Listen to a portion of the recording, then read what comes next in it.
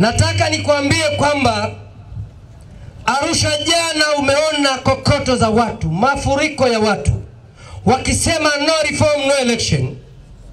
Na baada ya rais kumleta Makonda ambaye sisi tumeshamzoea kama mwigizaji tu kama wakina Mwijaku, alifikiri anaweza kuibadilisha Chadema Arusha. Chadema imeimarika zaidi kwa sababu iko kwenye mioyo ya watu. Mheshimiwa, jana tumetuma ujumbe duniani kwamba mkoa wa Arusha hatutaki mchezo.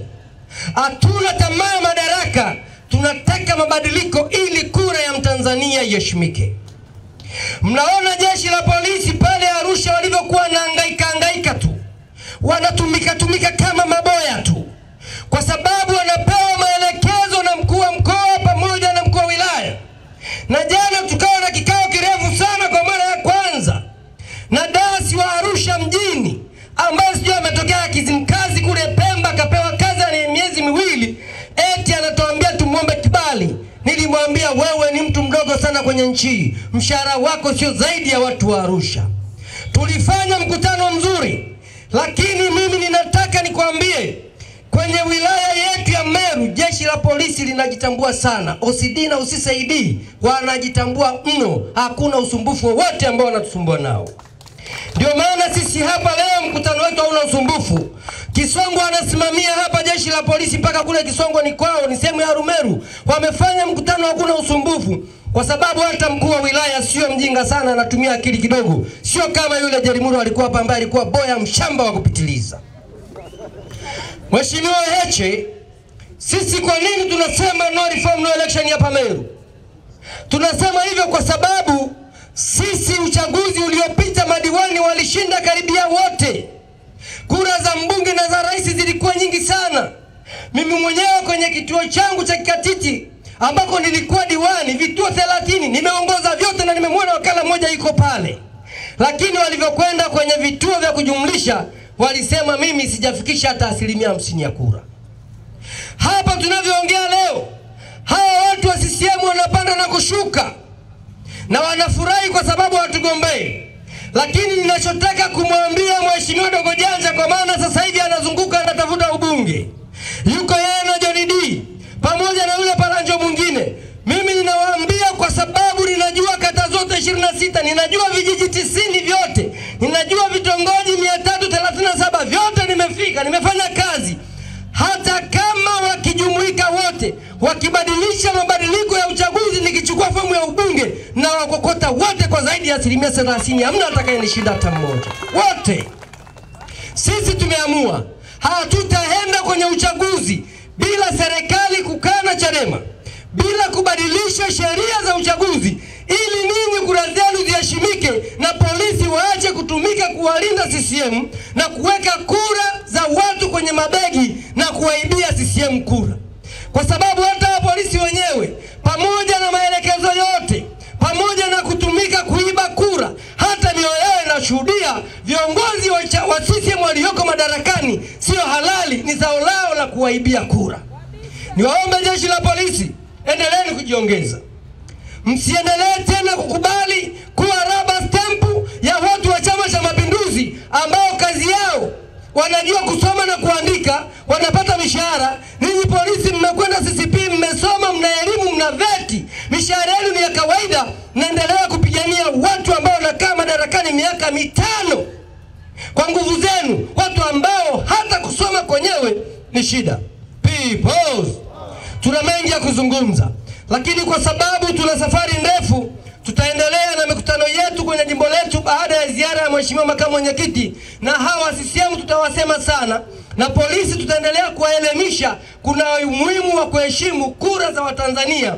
Wao kazi yetu ni kulinda mali zetu na sio kuwalinda watu wa Chama cha Mapinduzi. Asanteni. Moja, ndio mshahara wa askari. Wanakwenda bungeni kwenye Wizara ya Mambo ya Ndani, wanawahamasisha askari wapige watu, wakati inapofika kwenye maisha yao hawasemi chochote kuhusu askari hao. Badala ya kusema kwamba askari hawa wapewe warau bima ya kuwezesha wakijeruhiwa wakipambana na majambazi, warau atibiwe Aga Khan. Hawajasema hilo. Wakati mbunge akipiga chafu anaenda India na Uingereza. Askari unayemtuma ampige Heche, huwezi kujadili kwamba warau tu aende Aga Khan basi, sio sehemu nyingine. Warau basi mshahara wake ufike hata 1.5 milioni, hawajasema. Warau waseme kwamba askari akimaliza miaka 25 ya utumishi analipwa pension sio 30 na kikokotoo. Wakati mbunge mimi nimefanya kazi miaka 5 nikalipwa 272,000. Sasa watalipwa 500,000 au 400 kwa miaka 5. Miaka 5 tu analipwa 400,000. Huyu miaka 25 au 30 ya msoto analipwa 30,000, hawezi hata kujenga, hana kiwanja. Alafu wanawatuma nyie mtupige sisi. Sisi tunaowasemea na mnakubali. Kama wanataka mfanye kazi chafu hizo, kwa nini wasiwape mishahara mizuri? Hao watu wamechoka, na sisi hatutatafuta askari kutoka nje ya nchi au Rwanda. Tutawatumieni nyie, lakini tutawaongezea mishahara, tutahakikisha amri rushwa kwa sababu mtakuwa na mishahara mizuri. Tungeni mkono kila Mtanzania, manesi wanaoteseka, walimu wanaoteswa na nchi hii kwenye ufisadi. Tutabadilisha maisha yenu. Watanzania tuna uwezo wa kubadilisha maisha yenu. Inawezekanaje? Nchi hii tunaagiza mpaka pamba za vidonda za hospitali kutoka nje.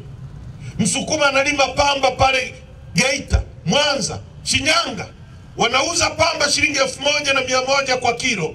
Hiyo pamba inatoka inaenda India, inafungwa kwenye karatasi, kanarudi gramu 25, tunanunua 20,000. Tumerogwa sisi.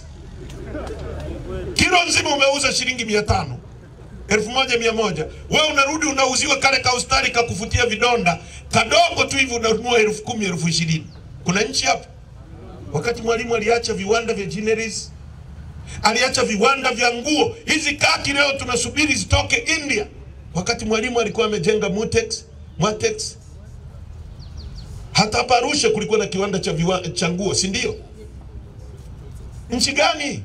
Unawezaje kuendesha nchi bila basic industries? Kwamba kile unachokusanya hapa wewe unakisafirisha nje, utajengaje uchumi wako?